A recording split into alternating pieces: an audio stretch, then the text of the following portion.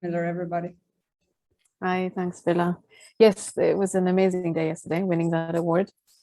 It's crazy, the startup world, I have to tell you. And it's especially crazy if you work in the NFT space. Yes, but I'm super happy to be here today. Usually I'm never in a room full of ladies when I talk. I mean, my co-founder is a guy, and usually all the people I talk to are guys. So this is a very nice change. And that's actually the first slide that I prepared. It's Great Women NFT Artworks. If you want to click further, please. That's one of the NFT series that I follow on Twitter. I think it's really cool. I just wanted to say that I think we need more of that, more diversity. And it's the key point I would like to discuss with you all today, NFTs and communities. So I don't want to focus too much on the underlying tech behind NFTs. Happy to talk about that too if there's questions around it. But I want to talk about why NFTs became so popular, or why I think they became so popular in the recent months. Can you click next, please? So first off, let's talk about communities. So some of the popular communities that I know of also are around collectible items. So people collecting things and then forming communities around that passion is something that has existed for a long time.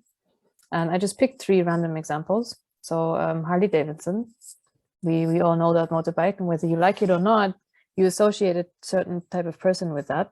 It's like a lifestyle choice. You collect those things and then they even increase in value. Or Pokemon, very successful. And there's even collector's cards where you pay $40, $50, $100 for basically a piece of paper. So I don't think anyone understands that motivation necessarily, but there's a huge community around it. And they even managed to make it digital with Pokemon Go. And no one I know plays that anymore, but there's a huge community still existing, and they make millions and millions in revenue. And last but not least, comic books and their Comic-Con fanship, where tickets sell out in the first 2 hours after they open the ticket sales. And there's a super fandom around a lot of communities. It's sort of exclusive because you have to buy into them, either because you own a Harley, you own Pokemon cards, or you get access to Comic-Con. It's a lifestyle choice. There's a huge education incentive, which I think is part of the appeal. So if you're in the Harley owners group, you can ask other people how to repair your bike. Pokemon, there's learners groups where you can learn how to play the game and you can exchange with other people. And then Comic-Con, of course, I'm not sure whether that's an education incentive, but it's sort of a huge fan community where people spin stories and fan fiction and all that, and collaborate together. And if you click the next one, that's the same characteristics that NFT collector communities exhibit. So the 3 most traded NFT collections in the last month are CryptoPunks, actually not the Bored Ape Yacht Club, but the Mutant Bored Ape Yacht Club, whatever that means, and Sandbox. So those are the 3 top traded NFTs. And they're all 3 of them have like super fans. They're huge fans. In CryptoPunks and the Bored Ape Yacht Club, it's because they're limited editions. So there's 10,000 of them. If you have one, that's great. You're part of the club. If you sell it, you lose access to that membership. And people show it in their profiles. They're super braggy about being an early investor, an early adopter. So the people that bought the first couple of punks or first couple of apes are like the superstars. And Sandbox, Snoop Dogg has property there. And someone just paid a lot of money just to have a virtual house next to Snoop Dogg. So there's also a community around that. And Sandbox has the added benefit that you can actually live next to celebrities. Whereas in the Bored Ape Yacht Club, it's sort of like a millionaires club.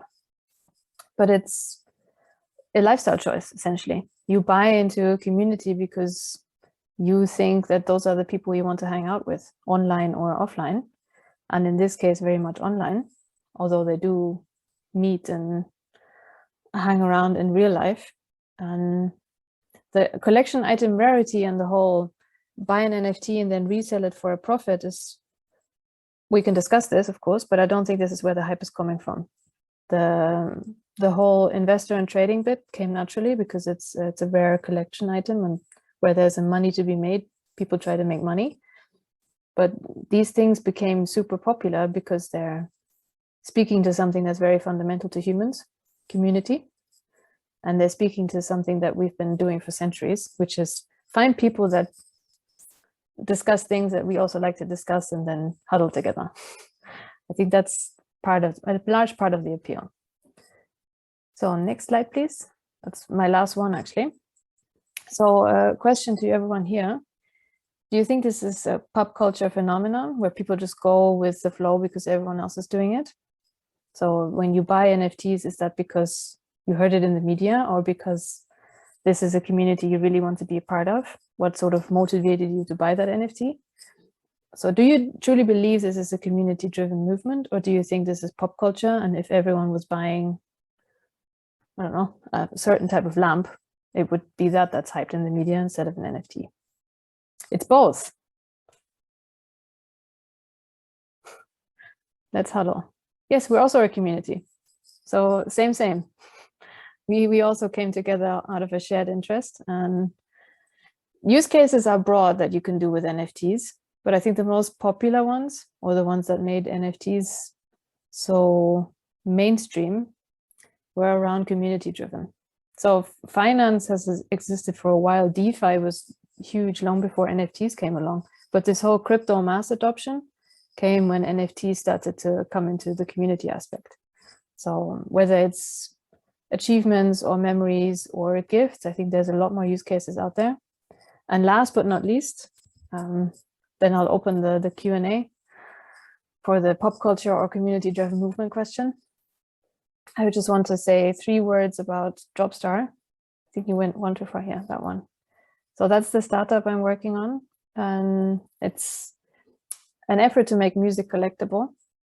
So to digitize musical experiences, audio and visual, make them collectible, and thereby give artists a way to monetize on something that's their creativity. So we bring together 3D artists that are either working on visual renderings or on 3D art, and DJs. They create artwork, and then that can be bought and traded by the fan. Now, my assumption is that fans will buy this not necessarily because it's a quick buck if you flip it, but because they love the DJ and want to be part of that community. So the NFTs that we create will not only be a picture, same thing, song XYZ, probably there's like a ton of competitors out there. But the thing that I believe will make music NFTs valuable to people is that there's stuff in there that you can write, like you can become part of someone's Slack channel or Twitter group, or you can have a monthly Zoom call with them. You can get a first edition vinyl copy of something super rare.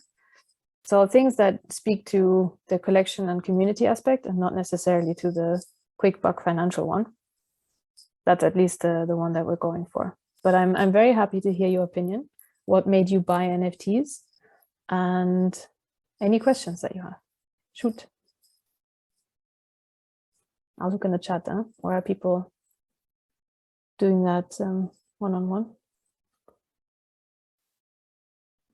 There's a bit of a debate starting here. Oh, that co-founder guy, Vikas, you're here. Ah, nice.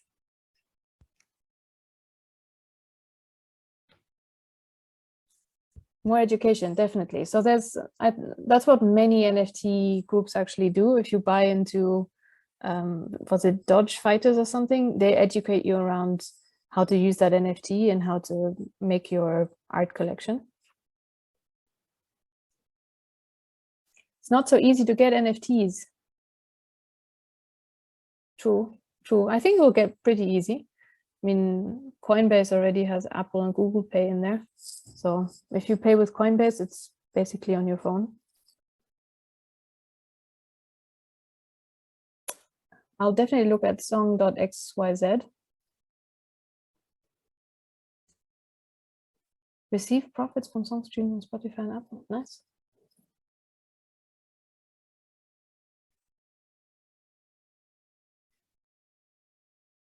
Artists adopting the monetizing of their community. Good question. I don't think they have a good way of monetizing their community. Right now, they spend time on social media, but it doesn't really pay them anything. So they even invest in social media managers. So it costs them more than it gets them. Unless you're super famous and then people buy event tickets, but otherwise it's hard. NFTs is part of merch. Good idea. I like that. So either you get NFTs as merch or the NFTs come with merch. I think both ideas are cool. And I think that's mostly it.